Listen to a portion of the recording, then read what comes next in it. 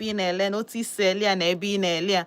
Ọ dị ezigbote mkpa na afịa ọbụla ị na-ele na iwetara ya n'ije afịa ka anyị gbasapụ ya ka ndị mmadụ mara ife ị na-azụ, otu isi azụ ya na ebe ị na-azụ ya. Ka m kwuo gị n'ọkụ ka isoro n'ife a na-alụ, ka isoro na ndị a na-achọ achọ, ka isoro na ndị ọ ga-abụ afịa ị na-ele gbatafa n'uche, isoro na the first 2 customers or the first 2 vendors anyị akpọ.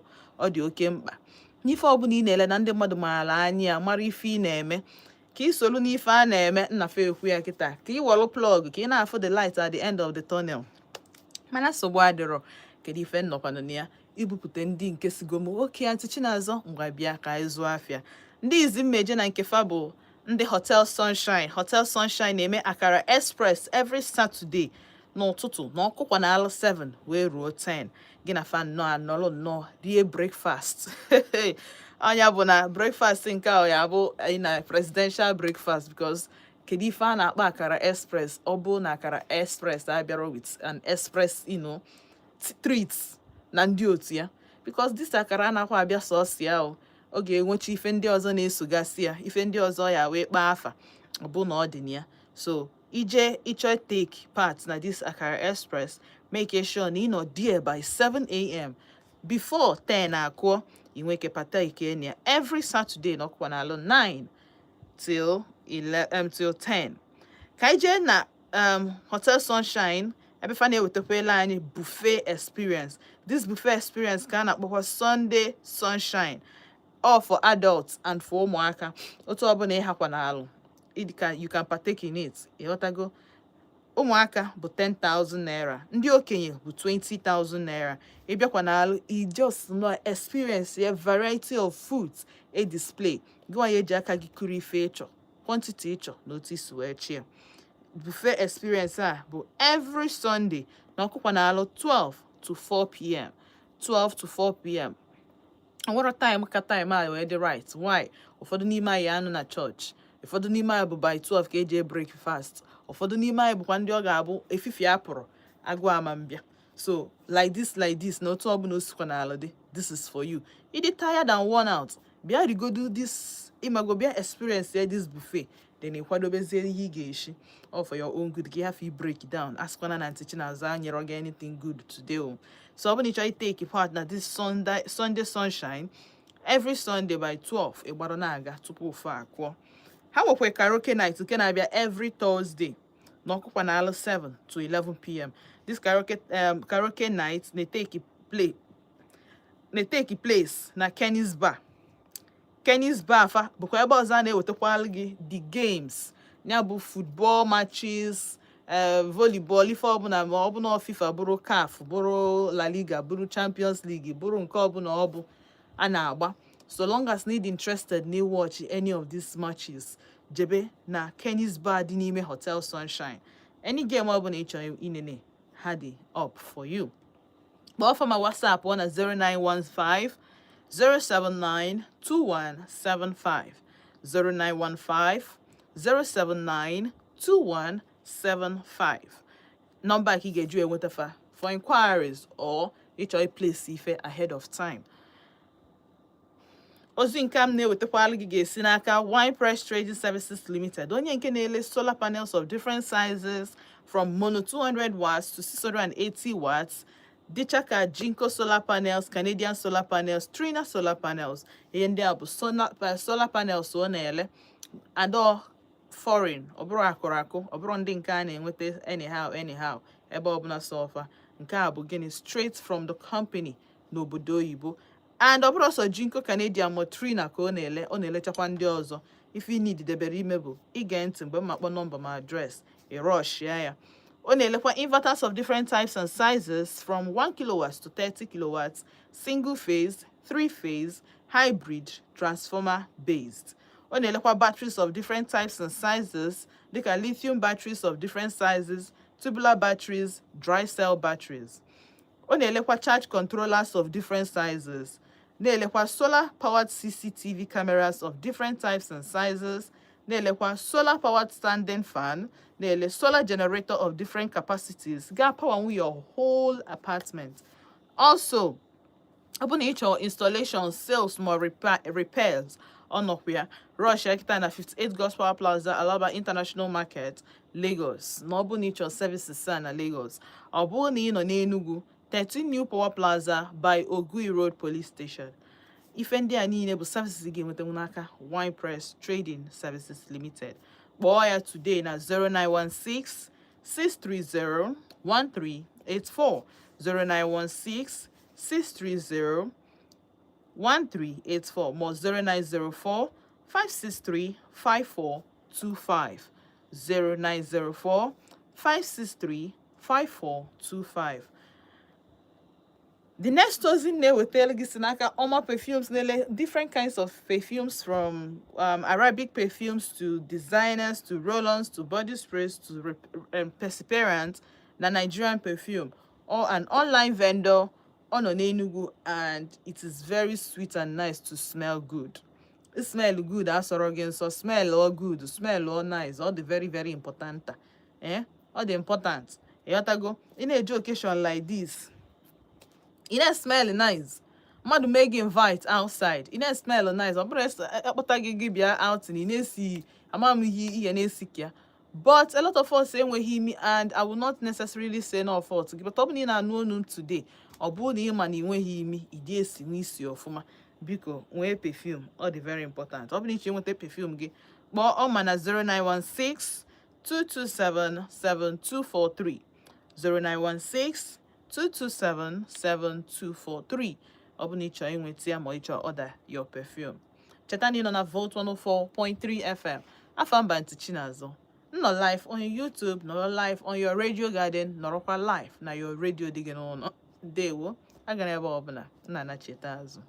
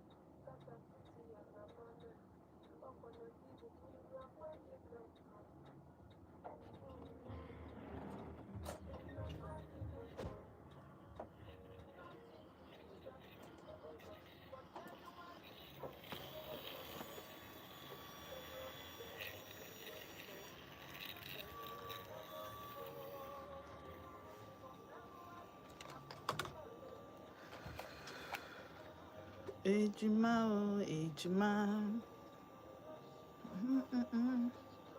Ah.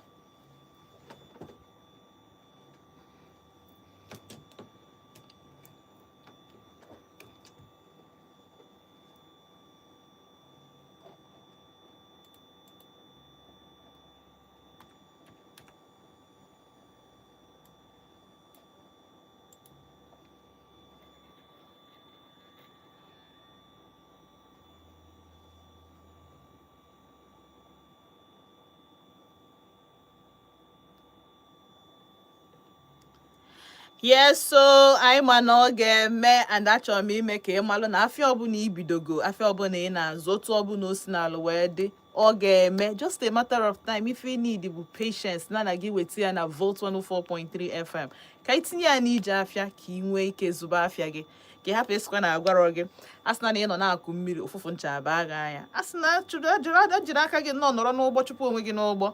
Nepịa ka m na-eme ya kịta na-ekwupụ ya. Ọ bụrụ na ị chọọ iweta afịa gị n'ije afịa, send elu m ije afịa to 0706 048 5853. Ị nọ n'ụlọ like this na-azụ afịa, weta ya n'ije afịa. Inwe shop n'afịa, weta ya n'ije afịa. Inwe shop na mall, weta ya n'ije afịa. Ị na-ege m ntị kịta, ịchọ ka biznes gị soro n'ife a na-akpọ every Saturday n'ije afịa na Volt 104.3. Send elu m ije afịa to 0706 048 5853. 0706 048 5853. Ka ị hapụ esi na ntị Chinaza nwere ife o meelu gị n'ụtụtụ tata. Na-ekwu ya ba ka nna ba agwa gị just obere ego, a na-eji ego achụ ego. In case ọ bụ na ị mara ka ị mara ya n'ụbọchị nke taa, ọ bụ na biznes gị agawabịa, malụ na imewebe the kind of investment ị kwesịrị ime na your business ka o nwee ike wee gawa. Cheta na ndị njimakafa wee bịa bụ ife njimakafa wee bịa n'ụbọchị nke taa.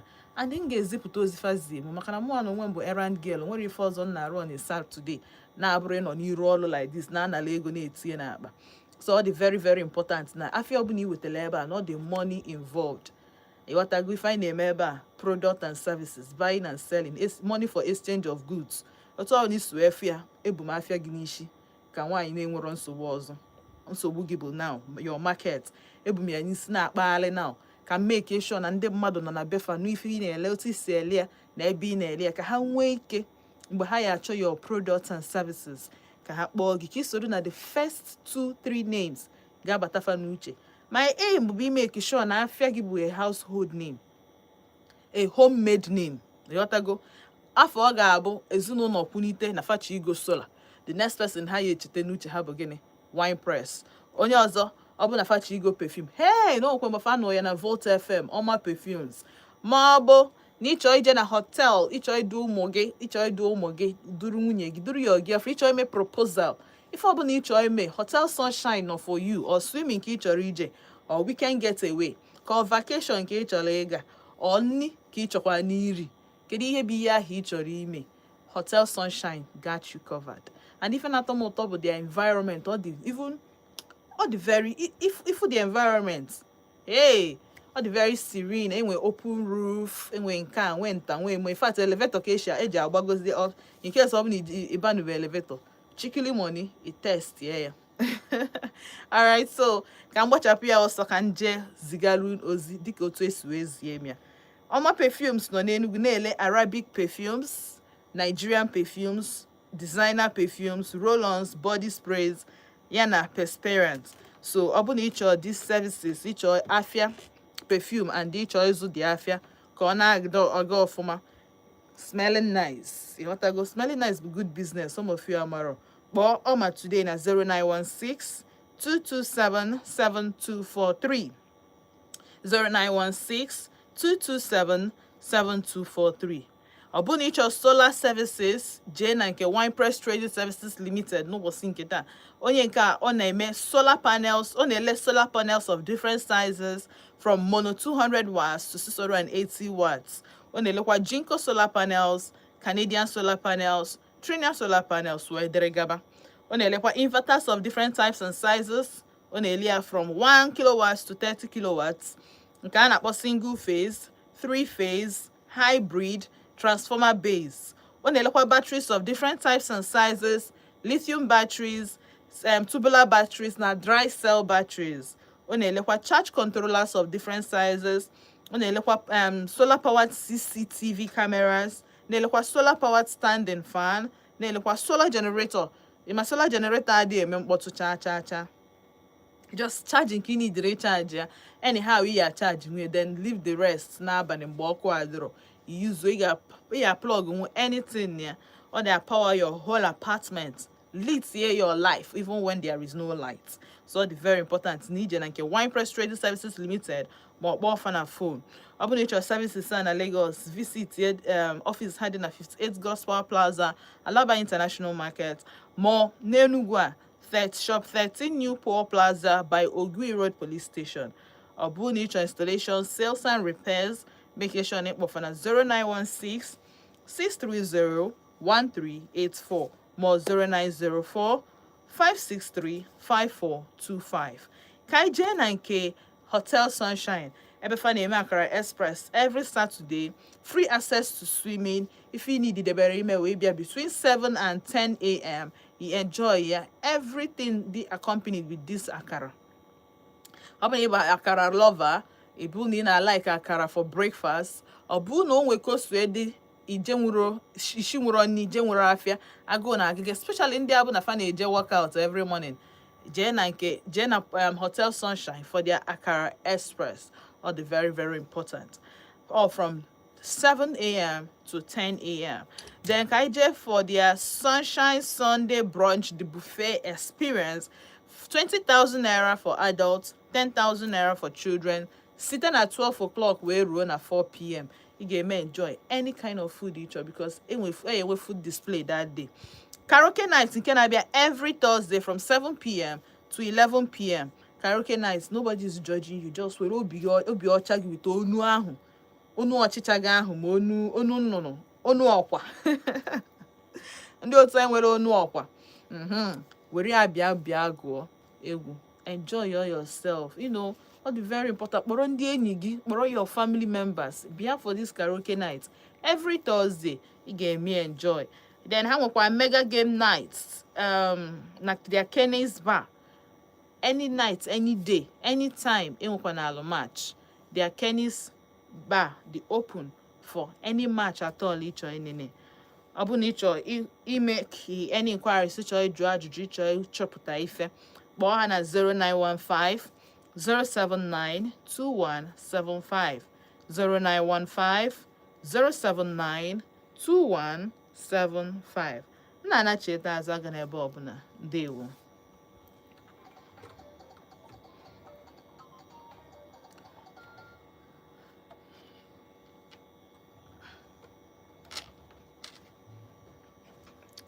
By Bobrisky.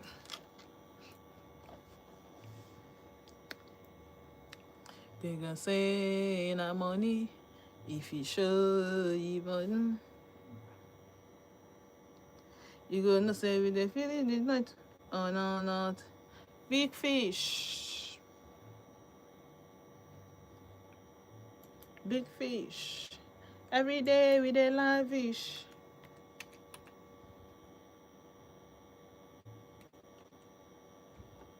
Everything, anything over the mayors. And I need book, if I don't have dollars, ever will not be hanky panky. And I'll not tell them, say, no money, it show we journey. You gonna say we they give him the larger, da da da, tell them, say, no money. If you show we jolly, you go to say we the no. Big fish, big fish. Every day we the lavish.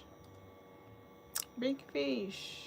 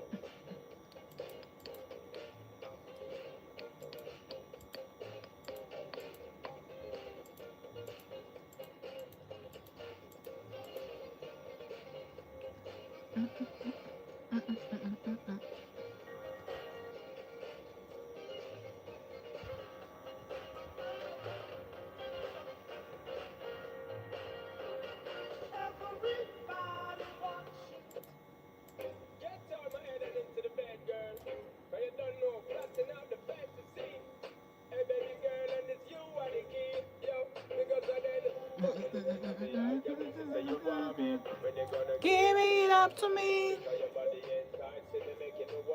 You know you give it up to me. Be your fantasy.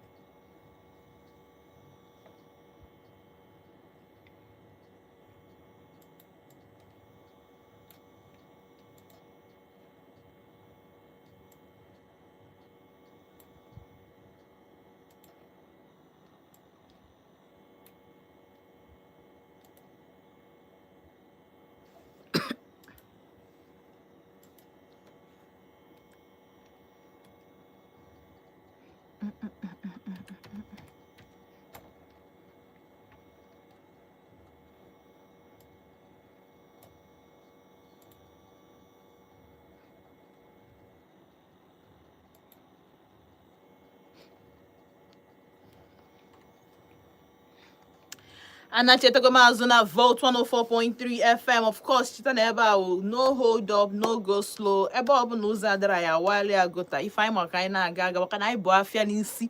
And ọ bụ na ya erepụ ha afịa anyị taata ọ ga-afịa anyị arụ ọ ga-ebu m aka. Ịghọtago? So ọ dị very very important. Na ọ bụ na ị na-afụ m ka m na-agata ị na-acha alụ m n'ụzọ nwayọ nwayọ maka na enwere m ike ịkwa gị na gota. Ịghọtago? Maka afịa m bụ n'isi. I must to lecture ya today. Alright, so ndị njem aka fa wee bịa n'ụbọchị nke taa bụ ndị si na m kpọfụta alụfa afịafa na Vote 104.3 FM maka na ife na-eme ebe ahụ ime sure na ndị mmadụ ma ife ị na-ele ebe ị na-ele ya na otu isi ele ya ọ dị very very important. Kwụọ gị n'ọkụ isoro n'ife a na-alụ, isoro na ndị a na-achọ, isoro na ndị na-afụ light at the end of the tunnel, isoro na ndị ọ ga-abụ ajụba ese, isoro na ndị agha ajụta esefa. Ịghọtago? So ife need inye m bụ adreesị gị, ife ị na-ele na afa gị. Chikina achọtaghị gị by address, achọta gị by afa, achọtaghị gị by afa, achọta gị by address. Ịghọtago? Maka na adị m sure na afọ ị na-ele ọ bụrụ sọ gị na-ele ya competition dị. So weti ya n'ije afịa ka ị mara ife ị na-eme. Ka anyị jee na Hotel Sunshine ndị nke zimsim gwuno na fa na-eme akara express every Saturday. Once ọkụkwa na ala 7 fa akwadogo olu unu. Ime isie that window ichebekwa next week, and mụ achọrọ ime isi admission chọrọ ime isi the window. So from 7 o'clock till 10 ị ga-enwe ohere ịbịa soro taa akara fa na-abịa with a lot of things including swimming. Enwekwa Sunshine Sunday brunch nke ha na-akpọ the buffet experience. Adults na-akwụ 20,000, ụmụaka akwụọ 10,000, and ụmụ ihe mere o ji wee dị otu a maka na ife ị ga-eri dada abụrụ mmadụ ga-ekunye gị. Ị bịaghị ịyọ nni, ị bịara iri ego ikwunye na ya bụ nni. Ịghọtago? So ị na-abịa iduru nwunye gị, duru ụmụ gị, duru onye ọbụla gị na ya bi n'ụlọ wee na-eje ya bụ Sunday brunch. All from 12 wee ruo 4 p.m. Ha nwekwa karaoke night nke na-abịa every Thursday n'ọkụkwa na ala 7 till 11 p.m. Ha nwekwa mega night nke ebe ha na-ala ndị mmadụ ime gịnị inene match time of the day, ma n'ụtụtụ o ma n'abalị o, anytime ha nọ for you, so long as na inwe match na-aga on. Kenny's Bar dị open for gị nwa ịbịa nene match. Kpọọ fa ma WhatsApp wọ na 0915 079 2175 0915 079 2175. Again, I nwekwara Wine Press Trading Services Limited. In case m bịa gwa unu na ọ na-elekwa solar of different types and sizes. Ọ na-ele Jinko solar panels, na-ele Canadian solar panels, na-ele Trina solar panels from mono 200 watts to 680 watts. Wee dịrị gaba. Also, ọ na-elekwa inverters of different types and sizes from 1 kilowatts to 30 kilowatts, single phase, 3-phase, hybrid, and transformer based. Ọ na-elekwa batteries of different types and sizes, dịka lithium batteries of different sizes, tubular batteries na dry cell batteries.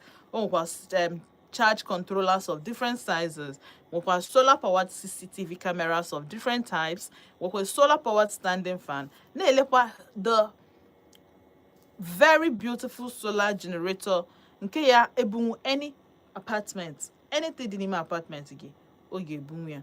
Rush akita to Wine Press Trading Services Limited.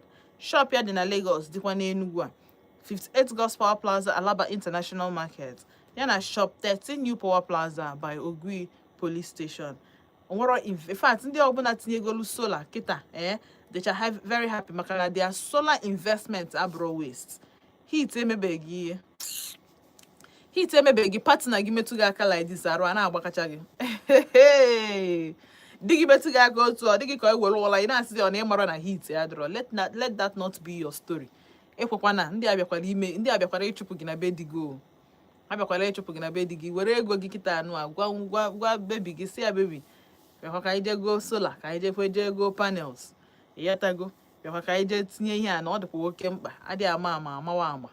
Kpọkwa ndị Wine Press kịta na 0916 630 1384 0916 630 1384 ma ịkpọ na 0904 563 5425 0904 563 5425. Kpọọ fa kịta for installations, repairs na sales. Ka anyị jee na nke Oma Perfumes, onye nke na-ele perfume of different types and sizes, dịcha ka Arabian perfumes, designers perfumes, roll-ons, body sprays, perspirants, and Nigeria perfumes. Smiling good is good business. Na-ekwu ebe a mgbe niile mana ụnụ anya ama why until ome. So jisi ike onwe ebe ị na-eje taa, onwere onye na-akpọ gị na phone, onwe onye ịchọ ije phone. Apụkwa na apụ without you apply your perfume. Or the very important. Born at 0916 227 7243 0916 227 7243. Yes, so I'm going to with all these services and more. Make sure today. Can the Wine Press Trading Services Limited attend here to you? It is all the go ka ọ ga-adị na bụ Nigerians ikwesị ọkwa ịta afụfụ n'etiti ya. Ịghọtago? So jisi ike. Aga na ebe ọ bụla nna anachi eta azụ. God sent Sim 19. Ndewo.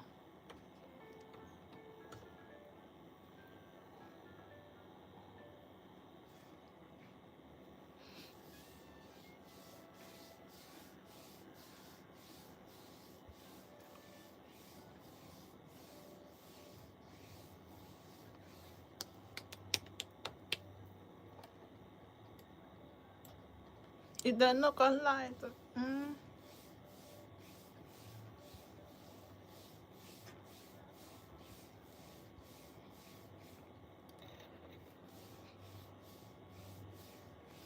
If them not don't like, if them not like nations.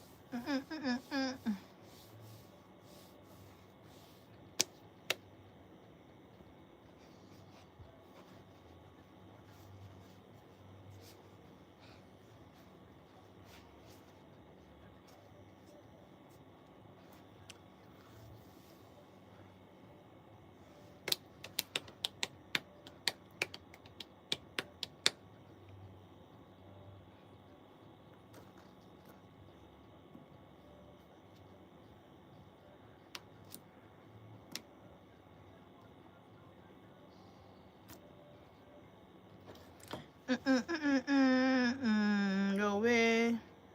You don't care. You don't.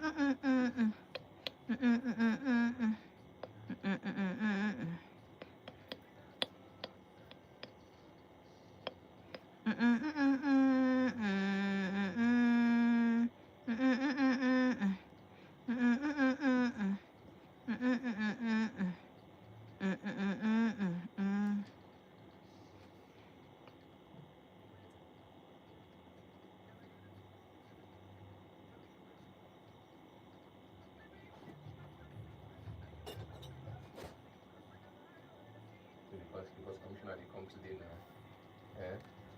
Commissioner they come today. You go here pink lipstick. I come out too. I go somewhere else before coming to work. You go pink lipstick. No, I had to pink hair, baby. Pink hair.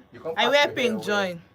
No, that's not the pink now. That's not a pink, now purple. Whatever. It's matching the color of my face.